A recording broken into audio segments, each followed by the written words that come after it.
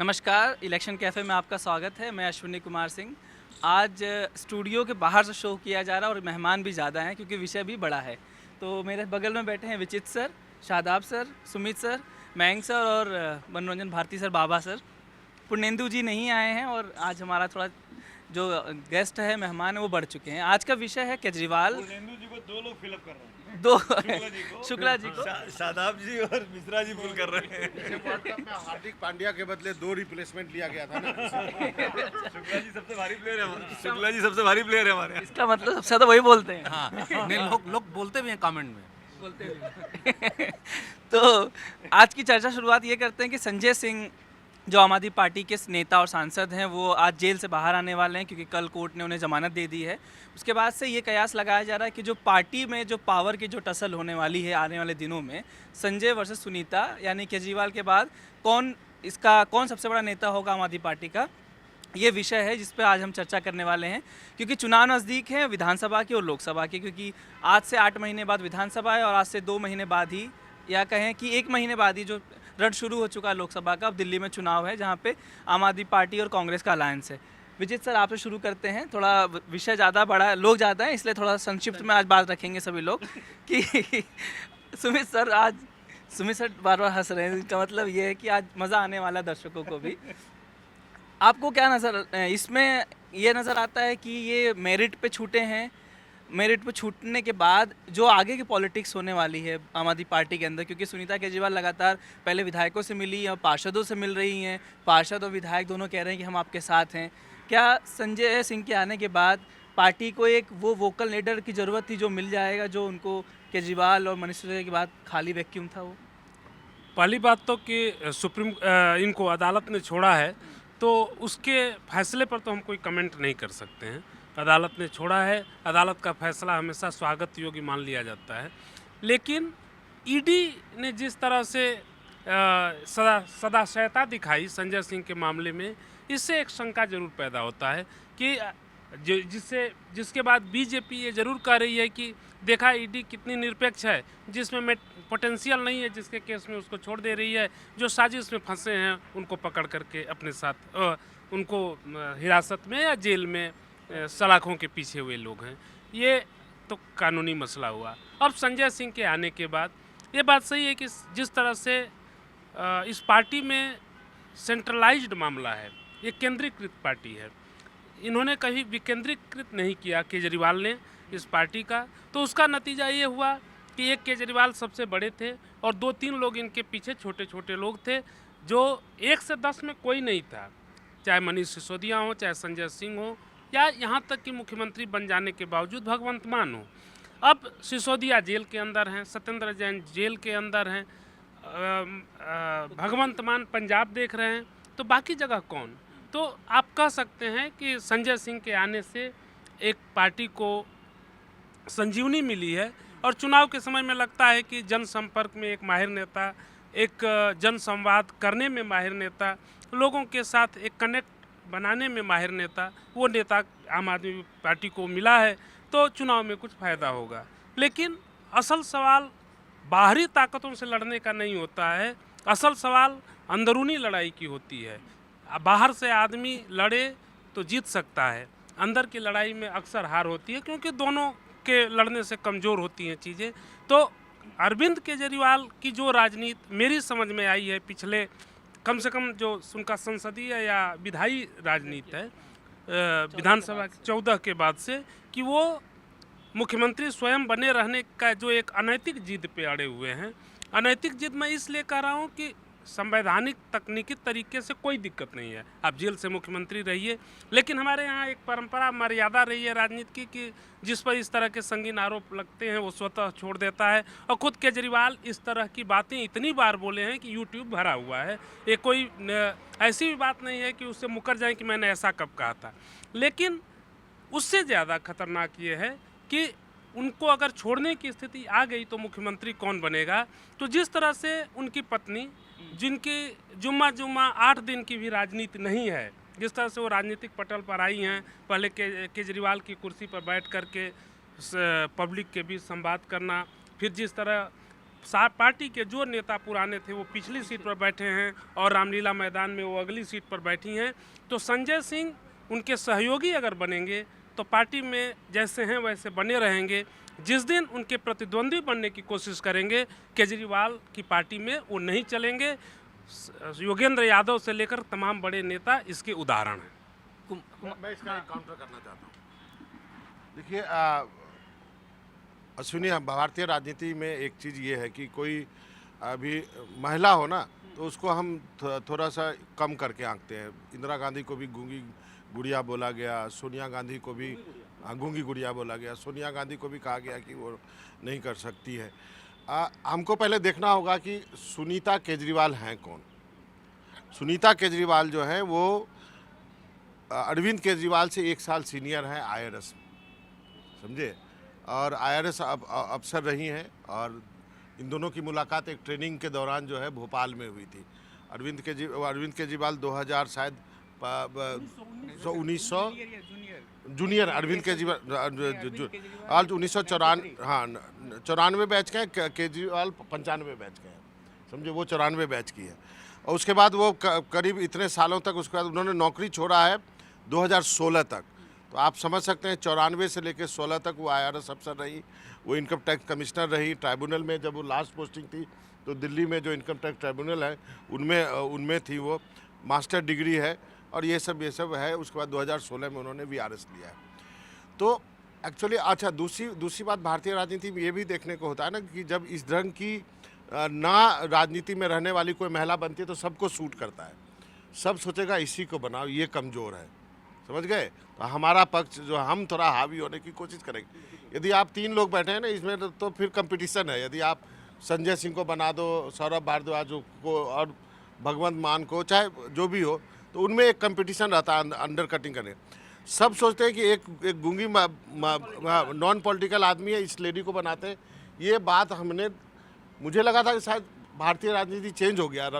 मैं सोचा था कि रबड़ी देवी से लेकर अभी तक शायद चेंज हुआ है, चेंज नहीं हुआ है। वही स्थिति है, चाहे आप दिल्ली की पॉलिटिकल पार्टी हो या फिर आप बिहार की पॉलिटिकल पार्टी हो, सत्ता में चाहते हैं कि कोई उसी तरह की महिला रहें जो नॉन पॉलिटिकल बैकग्राउंड से है।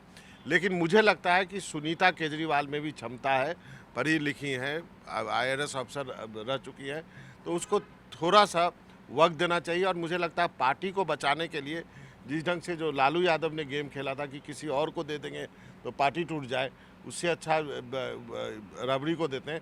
मुझे लगता है शायद यही सोच जो है वो आम आदमी पार्टी में भी चल रही है। हाँ, अभी जैसे इन्होंने बहुत सारी बातें की, आपने बहुत सारा ऐड किया। हाँ, नहीं। तो इसमें सत्ता का आपने कहा केंद्रीयकरण है आम आदमी पार्टी में। आप कोई दूसरी पार्टी बता दीजिए या कोई और सरकार बता दीजिए, अभी तक हिस्ट्री में सिर्फ एक एक्सेप्शन रहा है 2004 से लेके 2014 तक का यूपीए एक्सपेरिमेंट जो था, उसमें उस समय क्लियर कट पार्टी कोई और चला रहा था, गवर्नमेंट कोई और चला रहा था। ये पहला एक्सपेरिमेंट था। इससे पहले और उसके बाद ऐसा नहीं हुआ है। सत्ता का केंद्रीकरण होता ही है। नरसिम्हा राव भी प्राइम मिनिस्टर भी थे और कांग्रेस और हमारे देश की बहुत बड़ी खासियत रही है, जिसके पास सत्ता होती है उसी का बोलबाला रहता है। तो अभी तक की स्थिति है कि केजरीवाल चीफ मिनिस्टर हैं, वही वोट गेटर भी हैं, उन्हीं के नाम पे वोट भी मिलता है।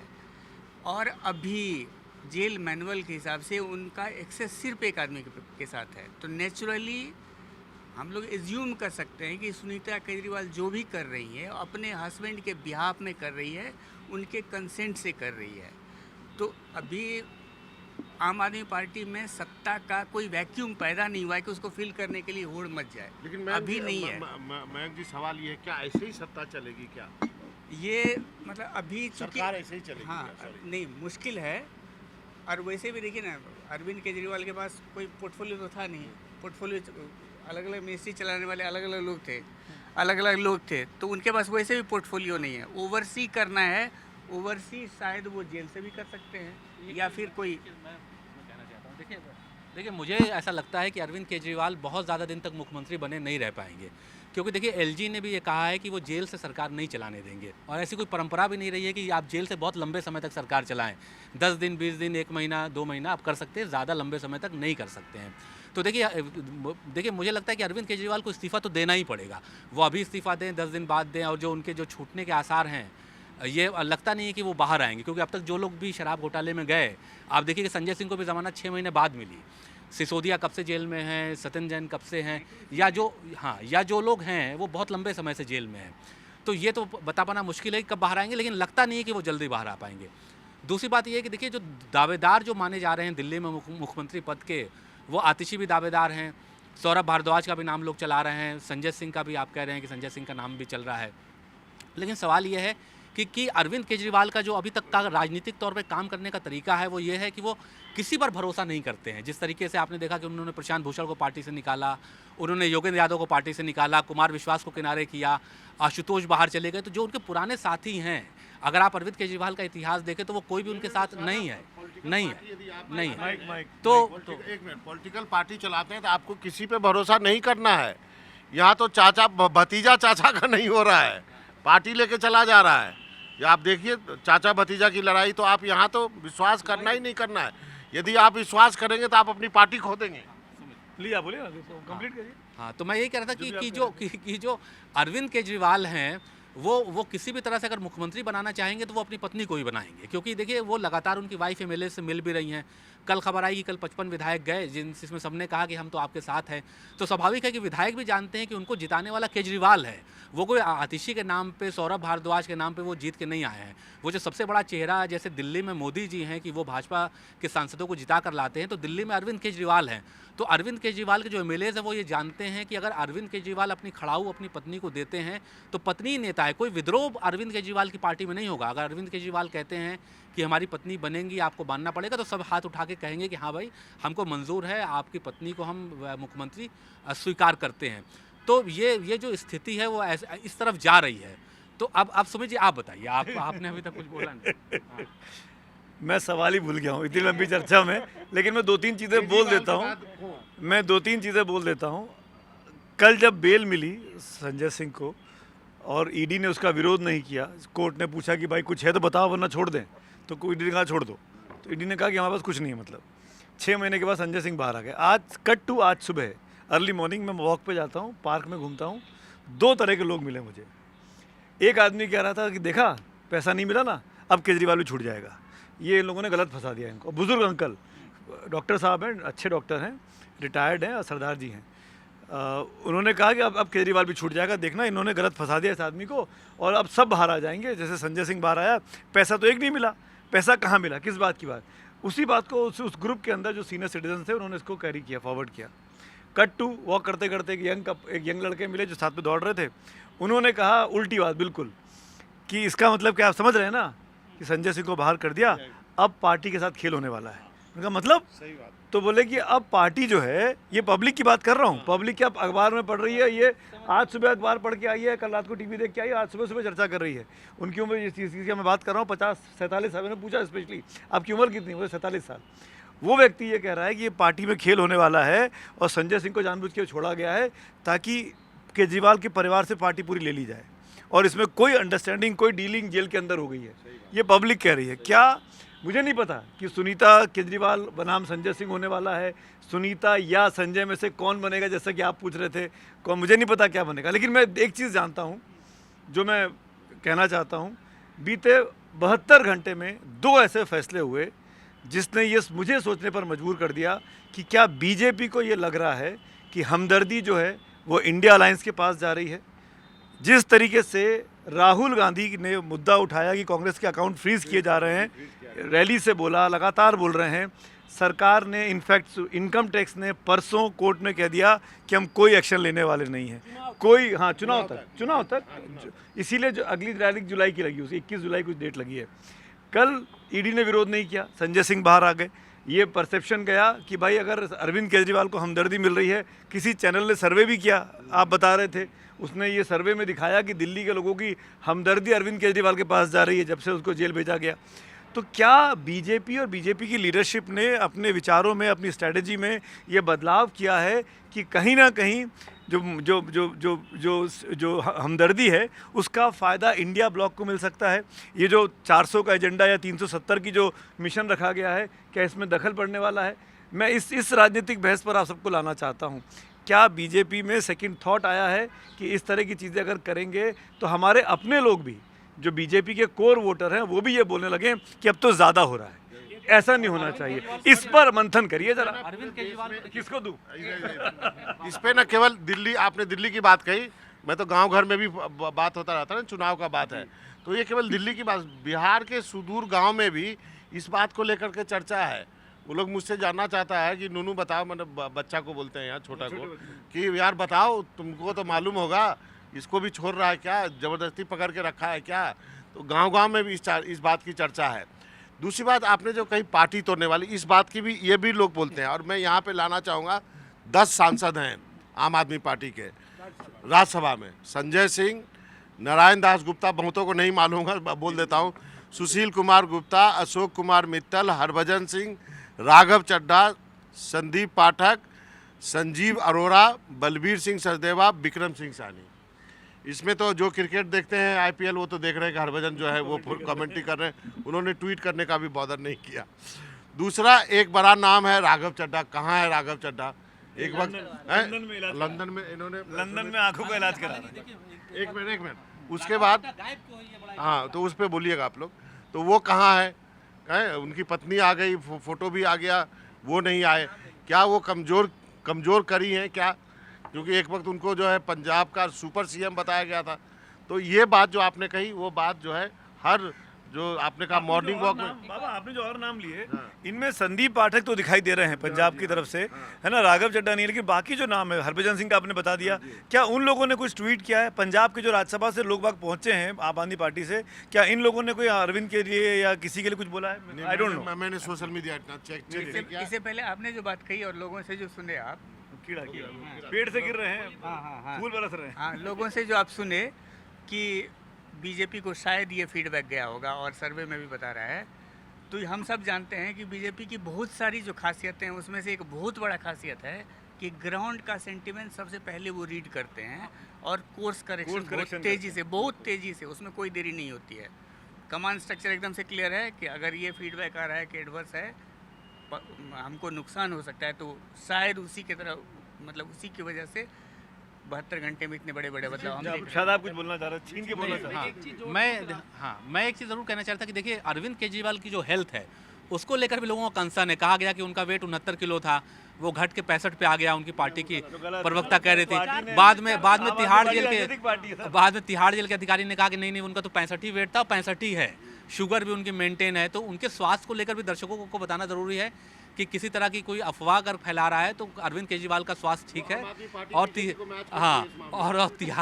तिहाड़ जेल के जो अधिकारी हैं वो कह रहे हैं कि उसमें अरविंद केजरीवाल की चिंता को लेकर कोई चिंता करने की ज़रूरत नहीं है, स्वास्थ्य उनका बिल्कुल ठीक है। हाँ, राजनीतिक स्वास्थ्य ज़रूर अरविंद केजरीवाल का बिगड़ा हुआ है। उनको रात में कहा जा रहा है कि नींद नहीं आ रही है, वो अपने बैरक में टहलते हैं, फिर रात में उठ के बैठ जाते हैं। इस तरह की खबरें बाहर आ रही हैं। अरविंद केजरीवाल मिल रही है क्या? उस पर जवाब दीजिए ना। ये तमाम चीजें बिल्कुल देखिए, हम बैठे वो कैफे में बिल्कुल ये चर्चा करने के लिए हाँ कि भाई इसमें क्या हो रहा है। बिल्कुल देखिए, अरविंद केजरीवाल को सिंपैथी बिल्कुल, जो दर्शक हैं उनका कहना है कि अरविंद केजरीवाल को सिंपैथी मिल रही है। और शायद वही बात है कि बीजेपी जो कोर्स करेक्शन की बात हो रही थी कि कोर्स करेक्शन कर रही है। और निश्चित तौर पर देखिए, अगर अरविंद केजरीवाल जेल जाते हैं, वो दिल्ली के सबसे बड़े नेता हैं। ये नहीं भूलना चाहिए कि लगातार 2 बार वो मेजॉरिटी से जीत कर आए। कांग्रेस पार्टी को उन्होंने 0 पे ला दिया। भाजपा के 2 से 3 एमएलए जीते। तो इस वक्त दिल्ली में अरविंद केजरीवाल से बड़ा नेता नहीं कोई है, तो उनको निश्चित तौर पर सिंपैथी मिल रही है। मैं आपको दे रहा हूँ बस एक लाइन बोल के। आपने पूछा सुनीता या संजय केजरीवाल के बाद कौन, तो मैं ये कहना चाहता हूँ कि अभी ये बहस करने की हमको ज़रूरत नहीं है। मेरे ख्याल से इस वक्त में ना सुनीता ना संजय कोई पार्टी के प्रभुत्व पर या पार्टी के ऊपर अधिकार करना नहीं चाहता है। सब जानते हैं कि उनका सबसे बड़ा चेहरा केजरीवाल है। और केजरीवाल सबने, आप सबकी डीपी देखिए, केजरीवाल से सलाखों के पीछे ये ऑफिशियल डीपी बनी हुई है आम आदमी पार्टी की। केजरीवाल के नाम पर ही चुनाव जीत सकते हैं। और केजरीवाल को हटाने की बात अगर लोग सोचेंगे, चाहे सुनीता सोचें, चाहे संजय सिंह सोचें कि मैं कब्जा कर लूँगा, तो फिर पार्टी कहीं की नहीं बचेगी। मैं इसमें खाली ये कि आम आदमी पार्टी केजरीवाल को नहीं हटाना चाहेगी, बीजेपी ऐसी परिस्थिति पैदा करने की कोशिश करेगी। एलजी ने भी जो कहा कि केजरीवाल मुख्यमंत्री पद पर न रहे। पार्टी से कैसे हटा देंगे? मुख्यमंत्री से हटा देंगे? मुख्यमंत्री की बात कर रहे हैं हैं। नहीं, हाँ, पार्टी से तो क्यों, लालू यादव भी जेल से पार्टी चला रहे थे। एक बात मैं कहूँगा, जैसे शुरुआत में बाबा ने, मैं उसमें कहा कि भाई वो उनका इतिहास क्या है। IRS अफसर इस देश में हर साल 100-150 बनते हैं, कोई नहीं जानता। सुनीता केजरीवाल इसलिए नहीं याद की जा रही हैं कि वो कितनी सीनियर IRS अफसर रहीं, वो इसलिए याद की जा रही हैं कि वो अरविंद केजरीवाल की पत्नी हैं, और वो पत्नी होने की हैसियत से ही 8 दिन में आज इस पार्टी का सबसे बड़ा चेहरा केजरीवाल के बाद बन गई हैं। तो इसलिए ये महत्वपूर्ण नहीं है। वो आप कह सकते हैं कि जब आपने बताया भी कि भाई वंशवाद, ये अगर वो केजरीवाल को अगर छोड़ना पड़े, अपनी पत्नी को नहीं बनाए तो फिर पार्टी टूट जाएगी। हमें आम आदमी पार्टी की चिंता हम करने वाले नहीं हैं। हम इस बात को कहने वाले हैं कि अरविंद केजरीवाल जिस तरह की एक नई राजनीति लेकर आने की बात करने वाले थे करते थे, ये सर्वथा उसके खिलाफ है और इसने भारत की राजनीति को धोखा दिया है। विचित्र जी, अरविंद ने जो कुछ कहा था आज से 10 साल पहले, वो किसी बात पे कहाँ कायम है? वो भ्रष्टाचारों के खिलाफ लड़के आए, भ्रष्टाचार के आरोप में जेल में गए। अरविंद केजरीवाल ने कहा कि हम तमाम सुविधाएं नहीं लेंगे, सुविधाएं ले रहे हैं। परिवारवाद की मुखालफत करते रहे, परिवारवाद कर रहे हैं। इस्तीफा दे देना चाहिए, आरोप लगने पर इस्तीफा नहीं दे रहे हैं। तो अरविंद वैसे ही नहीं जैसे अरविंद थे। फिर हम उस चीज़ को क्यों हम माने कि ये एक विशुद्ध गड़बड़ राजनीति है जो, हाँ राजनीति तो है ही नहीं। अच्छा, एक चीज बस, तो फिर क्या फर्क है? फिर सवाल ये है कि अरविंद केजरीवाल से इसलिए दिक्कत है कि दूसरे लोगों पर हम सब जानते हैं, वो उन सबको गाली दे करके ये आए थे। बाकी पार्टियों की अपनी विचारधारा है, वो अच्छी है, बुरी है, वो राइटिस्ट हैं, लेफ्टिस्ट हैं। कुमार विश्वास हाँ। की तरह बात कर रहे हैं आप। नहीं, मैं कुमार विश्वास की तरह- वैसी बात है, आजकल वायरल हो रही है। नहीं, मुझे नहीं मालूम। इंटरव्यू ये सर, पारिवारिक वारिस और राजनीतिक वारिस, पारिवारिक वारिस और राजनीतिक वारिस जब भी चुनने की बात आती है तो हमने देखा है कि परिवार ही आगे रहा है। चाहे आप शिवसेना चले जाएं, चाहे कांग्रेस चले जाएं, चाहे शिबू सोरेन चले जाएं, चाहे आम आदमी पार्टी अभी तक नज़र आ रही है, तो परिवार हमेशा आगे रहा है। जो अभी बात कर रहे थे ना आप लोग कि क्या सेंटीमेंट मिला है, क्या नहीं मिला है, इसको लेकर 5 दिन पहले एक सर्वे हुआ था जो CSDS ने सर्वे किया था। उसमें ये कहा गया कि 70% जो लोग हैं दिल्ली के, आज की परिस्थिति में वो भाजपा को वोट करेंगे लोकसभा में। वही लोग विधानसभा के चुनाव में 49% लोग ज़्यादा पॉपुलर है आम आदमी पार्टी के पक्ष में। बीजेपी बढ़ रही है, 18% के ऊपर पहुंच चुकी है, जबकि वो पहले कम होता था। और कांग्रेस को 18% लोकसभा में और आम आदमी पार्टी को 10%। इसका मतलब कि थोड़ा बहुत जो डेंट ये पहुंचा रहे हैं पिछले साल 1.5 साल से, जो पार्टी को बदनाम करके या जो पार्टी के नेता को जेल भेज के भ्रष्टाचार के आरोप में, वो सक्सेसफुल होता दिख रहा है। मैं एक चर्चा बस एक सवाल पूछ रहा हूँ, उसी पे आप लोग कंप्लीट करिएगा। हाँ, डिफर करूंगा। आपने जो सेंटेंस लास्ट में फ्रेम किया कि ये लोग जो फंसा रहे हैं, ये आपने क्यों कहा? क्या आपको लगता है बीजेपी फंसा रही है? क्या आप ये नहीं मानेंगे कि उन्होंने भ्रष्टाचार किया? भाई, ईडी ने 45 करोड़ का सो कॉल्ड तौर पे मनी ट्रेल भी निकाल लिया है। ईडी का ये कहना है कि पैसा लिया गया और गोवा के चुनाव में इस्तेमाल किया गया है ना, इसीलिए सब जेल में गए, इसीलिए सबकी वो चीज। लेकिन वो पैसा है कहाँ, ये भी तो सवाल है। देखिए सर, इसी गोवा के चुनाव में इस्तेमाल हो गया का पैसा। जवाब एक ये है कि मैं ये नहीं कह रहा हूँ कि ईडी को कितना पैसा मिला है, मनी ट्रेल कितना प्रूव हुआ है। आप पूरा करिएगा। अगर इनकी लिकर पॉलिसी अच्छी थी तो विड्रॉ क्यों की? क्यों वापस पुरानी पे गए? उस पर स्टिक क्यों नहीं किया? इसीलिए फंस रहे हैं ये लोग। देखिए, आपने जो बात की ना, उसमें आज ही का इंडियन एक्सप्रेस है जो हम पढ़ते हैं, तो उसमें एक पहली पेज की खबर है कि 25 नेता ऐसे हैं जो दूसरी पॉलिटिकल पार्टी से बीजेपी में वॉशिंग मशीन में आए। 23 के खिलाफ जांच मामले बंद हो गए और 3 के खिलाफ जांच धीमी पड़ गई। ये दिखाता है, और ये जो अपोजिशन आरोप लगाता है वो यही लगाता है ना कि आप पार्टी में शामिल होइए, आप जांच, और ये रिपोर्ट आई है सबके सामने है। इसी रिपोर्ट में एक और एंगल भी है अश्विनी, कि चाहे अजीत पवार का नाम हो उसके अंदर, चाहे प्रफुल्ल पटेल का नाम हो, और भी कई नाम है, ये तमाम मुकदमे तब चल रहे थे जब बीजेपी सरकार में नहीं थी। ये 2014 के पहले के मुकदमे हैं। ये वापस बंद जो हुए हैं ये 2014 के बाद हुए हैं, पर बीजेपी ने मुकदमे नहीं किए थे। इस बार तो बीजेपी के सामने ये घपला सामने आया है। देखिए, ये जो आप कह रहे हैं सर, इसमें आप भी जानते हैं कि कई मामले ऐसे होते हैं जिसमें सीबीआई क्लोजर रिपोर्ट दाखिल कर देती है, लेकिन जब सरकार बदलती है तो कोर्ट बोलती है कि क्लोजर रिपोर्ट खारिज हुआ, फिर से जांच करिए। तो वो जांचें और ऐसी ही होती रही हैं, ये नया कुछ नहीं है। बाबा, आप मैं तो इसमें इतना ही कहूँगा ना कि वो तो मनमोहन सिंह की सरकार थी कि लालू यादव को जेल तक भी जाना पड़ा, वो राजा को भी जेल जाना पड़ा, कनीमोड़ी को भी जेल कहने के लिए लालू और अगर चारा घोटाले में फंसा है, और चारा घोटाले में नाम जो लाया गया था वो बाद में जाके नेता थे, जाके आरजेडी में शामिल हो गए सब। जेडीयू के नेता थे, तो अपने ही लोग दूसरों को फंसाते हैं। नहीं, तो यहाँ पे हम दूसरी बात की बात करते हैं। एक चीज़ का और जवाब जो यदि सक्सेशन की बात हो रही है कि कौन बनेगा, तो अब जैसे अभिषेक जी ने कहा कि सुनीता जो है वो नौसिखिया है, लेकिन घर में यदि कोई पत्नी है, तो यदि मुझे लगता है कि केजरीवाल सारा अपना आम आदमी पार्टी का सीक्रेट तो उसको जरूर बताते होंगे कि नहीं, और वो बोलते होंगे कि इस पे भरोसा करना, इसमें कभी ऐसी हालत हो जाए तो इस पे भरोसा करना, इसमें भरोसा मत करना। तो मुझे लगता है कि जो फैमिली में सॉरी मैं बीच में बोल रहा हूँ, जो विचित्र बात कह रहे हैं ना, वो बड़ी बात कह रहे हैं कि परिवारवाद की मुखालफत करते हुए आए और फिर परिवार को आगे बढ़ा रहे हैं। वो तो डिबेट सेटल हो गया। नहीं बाबा, मैं नौसिखिया नहीं मान रहा हूँ, मैं नौसिखिया नहीं मान रहा हूँ। मैं ये मान रहा हूँ कि ये जिस तरह की राजनीति है, इसमें हम सब एक फ्यूडल राजनीति के शिकार एक नागरिक के रूप में हैं। हम सब नहीं, तो हम अगर उम्मीद नहीं कर रहे हैं तो हम उस पर प्रश्न चिन्ह तो लगाएंगे। बस मेरा एक बड़ा प्रश्न चिन्ह है और कुछ नहीं। दिल्ली की जनता किसको मुख्यमंत्री बनाएगी, किसको जिताएगी, उनको फैसला करना। देखिए एक बात और भी है कि आप इस बात का जवाब दीजिएगा कि राजनीति में जब अरविंद केजरीवाल बने तो वो भी तो पहली बार ही तो बने थे। तो सुनीता अगर अनुभवहीन है तो बन सकती हैं। अरविंद केजरीवाल भी मुख्यमंत्री बने थे तो उनमें राजनीतिक अनुभव नहीं था। नहीं, मैं क्या कहना चाह रहा था शादी चाहिए। हाँ हाँ नहीं, लीकर पॉलिसी की आपने बात की कि क्यों विड्रॉ किए। लीकर को हम लोग को समझना पड़ेगा कि उसका दो एस्पेक्ट होता है, एक रेवेन्यू एस्पेक्ट था पॉलिसी का और दूसरा मोरल एस्पेक्ट होता है। दिल्ली में जो नई लीकर पॉलिसी आई तो उसके बाद से अचानक नंबर ऑफ स्टोर्स बहुत बढ़ गया।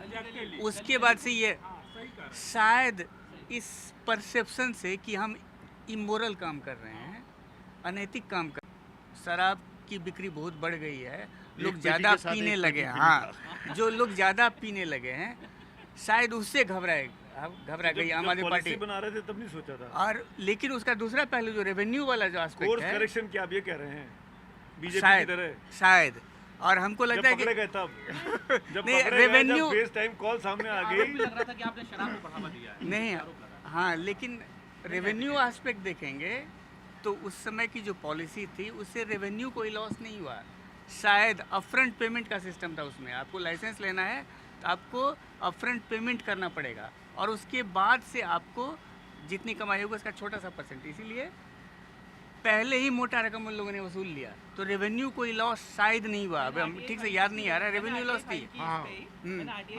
उसमें ये कहा गया था कि जो फीस ली जाती है तो दिसंबर नवंबर में जो रेवेन्यू हुआ था ना, वो पिछला साल में जितना नहीं हो तो उससे ज़्यादा कमाई नवंबर दिसंबर में इनकी हो गई थी, क्योंकि रेवेन्यू से फीस बहुत आई थी। तो लॉस उसमें नहीं दिखाया गया था। जो मैंने आरटीआई फाइल की थी इनसे, तो उन्होंने मुझे फरवरी महीने तक का रिकॉर्ड दिया, तो उसमें ये दिखाया गया था कि पिछली पॉलिसी से इस मामले में कोई लॉस नहीं हुआ था। तो लॉस का एक्सपेक्ट नहीं है, लेकिन हाँ मॉरल वाला जो आप बता रहे हैं वो हो सकता है।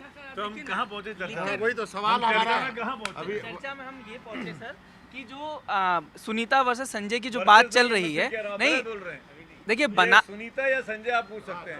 कैसे बोल रहे हैं? चलिए सुनीता या केजरीवाल, संजय या सुनीता या संजय, जो हम लोग बात भी कर रहे थे, संजय सिंह बोल देते। एक बस आखिरी बोल दीजिए कि आपको लगता है कि सीएम कौन होगा, साथ में क्या आपको डिवाइड नजर आ रहा है या सोशल मीडिया पे सिर्फ डिवाइड है ये? नहीं, अभी कोई डिवाइड नहीं है। सीएम अब मुझे मालूम है दिल्ली का क्या प्रावधान है, किसी ने कहा था, मुझे इसकी जानकारी नहीं है कि दिल्ली का जो पूर्ण स्टेट नहीं है, यहाँ पर आपको शायद विधायक होना होगा पहले, उसके बाद सीएम बन सकते हैं। आई डोंट नो ये सही है गलत, लेकिन मुझे लगता है कि केजरीवाल नॉमिनेट करेंगे तो अपनी पत्नी को ही करेंगे नॉमिनेट। हमको लगता है कि अभी वो समय नहीं आया है। अभी हम लोग बोल सकते हैं सेफली कि संजय और सुनीता साथ काम करेंगे लोकसभा चुनाव तक। लोकसभा चुनाव तक कहीं कोई दिक्कत नहीं है। दिल्ली की जब 26 मई को चुनाव वोटिंग है ना, तब तक तो ये पूरी टीम की तरह काम करेंगे। लेकिन अगर केजरीवाल की हिरासत या अब जो जेल में उनके रहना है वो अगर बढ़ जाता है, फरवरी 2025 तक चला जाता है, जब विधानसभा का चुनाव दिल्ली में होना है, तब तक ज़रूर मुसीबत आ सकती है। तब एक को चुनना पड़ेगा, तब देखना होगा। तब तक शायद सुनीता अपने आप को इस्टेब्लिश कर लें। लेकिन मैं बाबा की बात से सहमत हूँ, मैं विचित्र की बात से भी सहमत हूँ कि परिवारवाद नहीं होना चाहिए। परिवारवाद राजनीति के लिए अच्छी चीज़ नहीं है, लेकिन और कोई विकल्प नहीं दिख रहा है। हिंदुस्तान की राजनीति ऐसे ही चली है। इस बार भी अगर अरविंद को चुनना पड़ा, बदलना पड़ा, तो वो सुनीता ही होंगी। एक चीज़ याद आ गया, मैं क्या बोलने वाला था। हाँ, मैं अश्विनी की बात पे बोलने वाला था कि अश्विनी ने जो कहा था ना कि सर्वे कराया है, विधानसभा में ऐसा वोट करती है और लोकसभा में बीजेपी को करेगी, इसके लिए दिल्ली में कोई सर्वे कराने की जरूरत है क्या?